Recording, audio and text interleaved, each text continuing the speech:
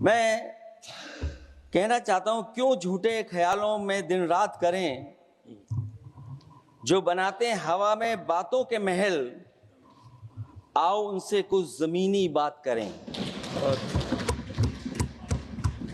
सभापति महोदय, बजट आने से पहले और बजट आने के बाद पूरा देश और पूरे देश में ये बहस चल रही थी कि अमेरिका को लेकर के डील होने जा रही है। सभापति महोदय, मुझसे पहले अभी जो भारतीय जनता पार्टी की माननीय सदस्य बोल रही थी, और भारतीय जनता पार्टी का ये पक्ष है कि हम लोगों ने दुनिया में बहुत सारे देशों से फ्री ट्रेड एग्रीमेंट कर लिया है।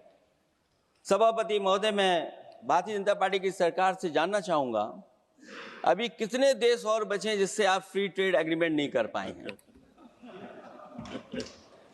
कुछ ऐसे भी देश बचे होंगे शायद जिनसे आपकी इच्छा होगी कि हम फ्री ट्रेड एग्रीमेंट कर लें। और सभापति महोदय, का फ्री ट्रेड एग्रीमेंट हो भी जाते हैं, जो लोग कभी रुपए के बारे में बहुत चिंता करते थे, कभी कभी उम्र से, कभी कभी दूसरे लोगों की उससे जोड़ देते थे, इतने सब फ्री ट्रेड एग्रीमेंट होने के बाद और अमेरिका से डील नहीं ढील हुई है, उसके बाद हमारा रुपया कहां पहुंचेगा? और अगर यही डील होनी थी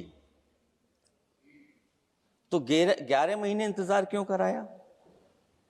अगर यही डील होनी थी सभापति महोदय, तो 11 महीने किस बात का इंतजार था? हमारे कारोबारियों को या हमारे जितने भी उद्योग से जुड़े लोग हैं, उनके साथ ये परेशानी क्यों?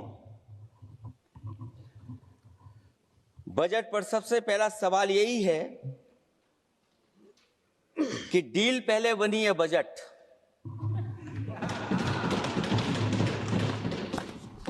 और बजट का हलवा यहां ज्यादा बटा के वहां। सभापति महोदय, स्वदेशी, आत्मनिर्भर, ये शब्द तो बहुत अच्छे लगते हैं,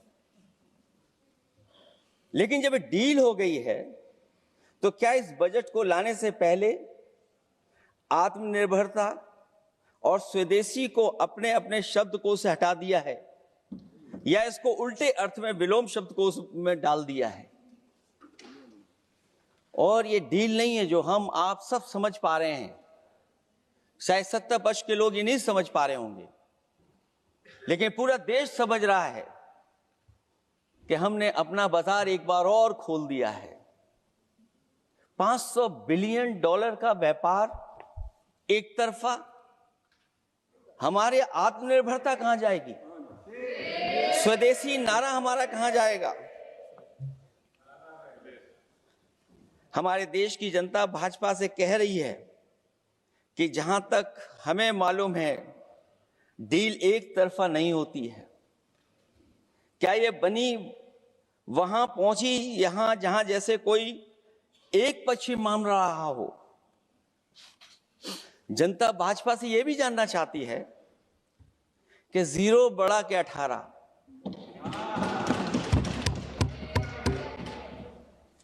सभापति महोदय, भाजपा का समझौता गणित क्या यह है कि 18 0 के बराबर है?